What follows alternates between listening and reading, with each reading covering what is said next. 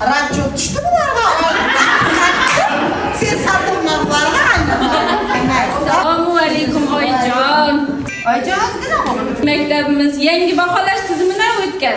Shuning qog'ozlarini ketdi. Hech bo'lmasa qog'ozini baqiriyga.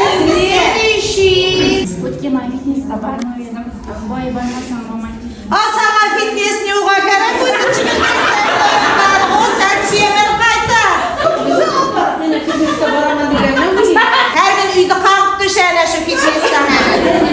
Oyijon, mashinani durgan. Kassalarim bor. Mening o'pilli xatim manimda hali qaynachib yetorasmi? Kelin oldim. Hamma o'lib ketgancha kelinsan. Amisi yo'q. To'xta, telefonini qo'lda chiqar. Ko'ylak oldim. Sana ko'ylakni yo'g'a kerak. Hammani kiyib bo'laversan. Titraytirib Edishi. Kelag'ay. Mening farishtam. Buyuk qudrat. Hadi topshiribsa, men 5 marta topshirdim. Har safar 500 ming. Alashtirib sen sertifikat olsam zo'r etaman. Chatadi. Ko'rgilar olib keldi to'mangi rayondan bir daqiqa qilganday. Живой машинada olib qo'yibsiz-ku mana Mashina tashimasam bo'lmaydi, qo'lima allergiya chiqib ketaveradi poрошокlardan. Savunda yo'qmi shunday bo'ldi. O'rayda o'tmay bizlarga kelib mana o'sha.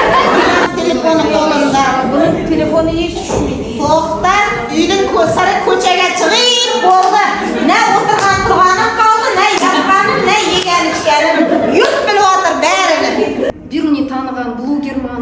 Apple Plus'tan iPhone oldim, şunun kreditini tartib ketib qoldim. Sen shu blogerchilikda ishlagan pullardan bermay. Подписчиklarimni ko'paytiring, undan ham bir rivojlanayım deb ishladim. Sana подписчик kerak bo'lsa, menga ayt.